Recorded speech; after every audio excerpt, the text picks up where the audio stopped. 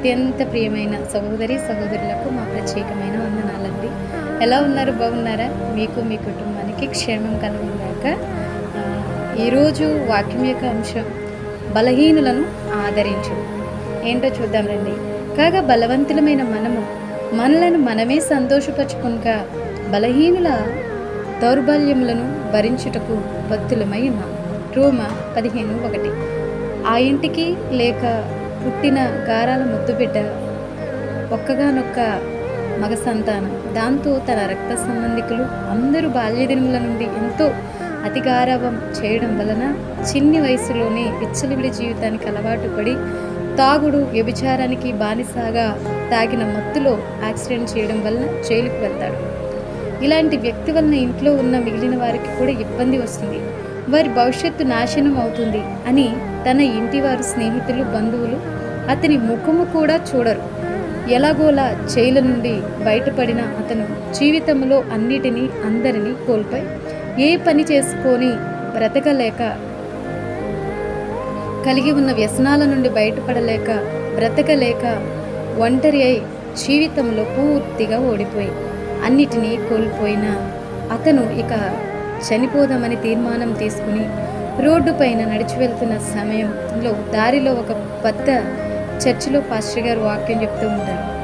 ఆ మాటలు ఎందుకో అతన్ని ఆకర్షించడం వలన అతని మందిరంలోనికి వెళ్ళి కూర్చుంటాడు. అక్కడ పాస్టర్ గారు నిశ్చయంగా అతడు మన రోగములను భరించను, మన వ్యసనములను వహించను, మన అతిక్రమ క్రియలను బట్టి అతడు గాయపరచబడిను, మన దోషములను బట్టి నలగగొట్టబడిను, మన సమానార్థమైన శిక్ష అతని మీద పడిను, అతడు పొందిన దెబ్బల చేత మనకు స్వస్థత కలుగుచున్నది, మనమందరం గొర్రెల వలె త్రోవ తప్పిపోతుంది, మనలో ప్రతివాడును తనకిష్టమైన త్రోవను తొలగెను, యెహోవా మన యందలి దోషమును అతని మీద మోపెను.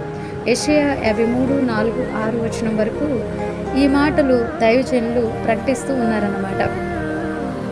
యేసుక్రీస్తు వారు ఈరోజు నీకు చెప్తున్నారు, నీ భారమును, నీ వ్యసనములను, నీ బలహీనతలను భరించి ఆయన సిలువ వేయబడ్డారు. నీవు ప్రభువైన యేసునందు విశ్వాసం ఉంచి ఆయనే నీ రక్షకుడని నోటితో ఒప్పుకుంటే నీవు రక్షింపబడతావు అని వాక్యం బోధిస్తూ ఉంటారు. అది విన్న అతను, నాలో ఉన్న బలహీనతలను బట్టి, వ్యసనములను బట్టి, బాల్యదినముల నుండి ఎవరు నన్ను సరిచేయాలి అని, భరించాలి, సహించాలి అనుకోలేదు. అందుకే అందరూ నన్ను విడిచిపెట్టేశారు.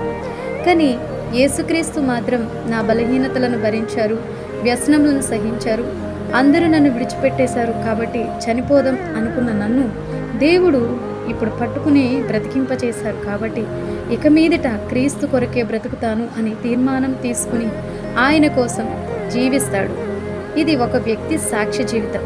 అంతేకాదు మళ్ళా అనేకులకు అనుభవమైన చేదు జ్ఞాపకం, కోపాన్ని, పాపాన్ని, లోపాన్ని, చారత్వమును, మోసమును, వ్యభిచారమును, అబద్ధములు, వ్యసనములు, ఇలా అనేక రకములైన శారీరక భౌతిక లోపాలను, బలహీనతలను బట్టి మనల్ని భరించలేక, సహించలేక మనల్ని ఎంతోమంది విడిచిపెట్టి వెళ్ళిపోయి ఉండొచ్చు.